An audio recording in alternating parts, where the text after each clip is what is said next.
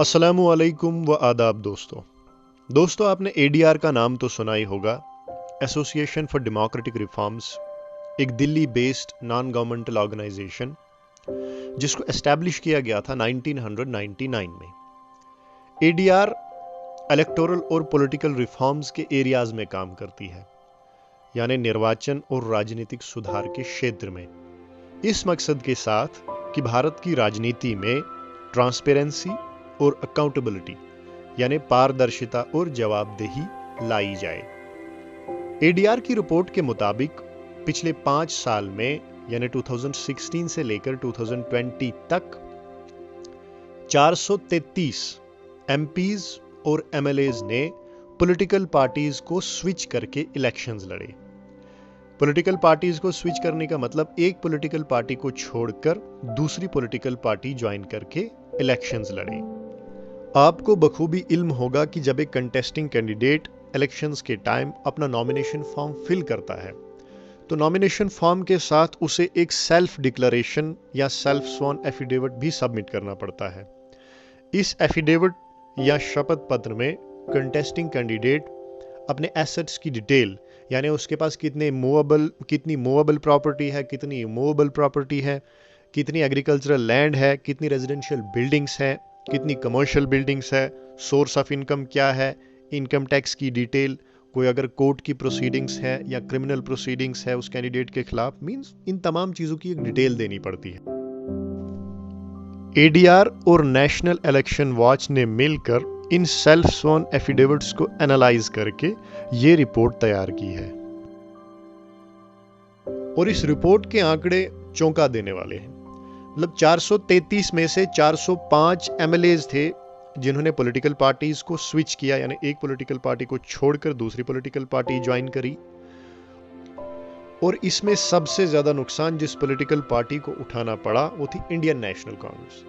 170 MLAs ने, 405 में से 170 एमएलएज ने इंडियन नेशनल कांग्रेस को छोड़कर दूसरी पॉलिटिकल पार्टीज को ज्वाइन करके इलेक्शंस लड़े।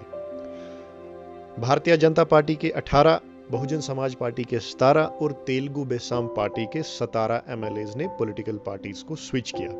लेकिन अगर हम ज्वाइनिंग की बात करें तो ज्वाइनिंग में भारतीय जनता पार्टी का पलड़ा भारी रहा, क्योंकि 405 में से 182 ने भारतीय जनता पार्टी को ज्वाइन करके इलेक्शंस लड़े।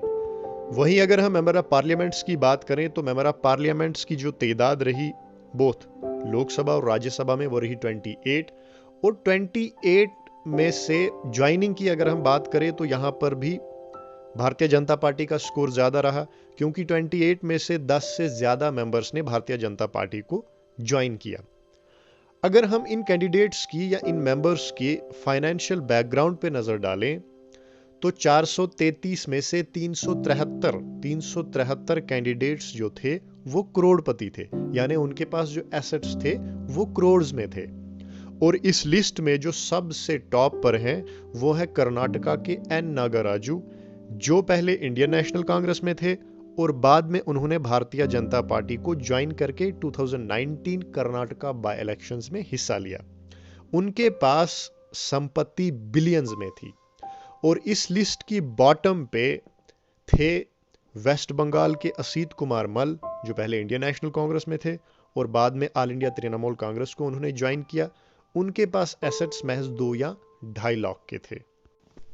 और अगर इनके एसेट्स का कंपैरिजन किया जाए तो प्रीवियस इलेक्शन से लेकर करंट इलेक्शन तक हर मेंबर के एसेट्स में एक पॉजिटिव इंक्रीज देखने को मिला है।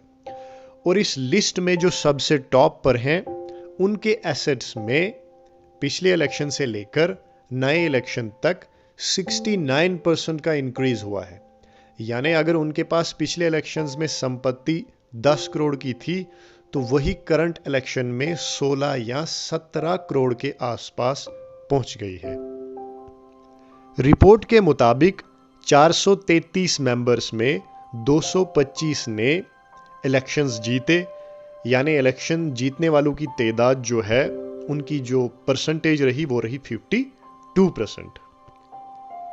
एडीआर न केवल रिपोर्ट वगैरह तैयार करता है बल्कि वो इन लूप होल्स को फिल करने के लिए कुछ सजेशंस और रेकमेंडेशंस भी प्रोवाइड करता है।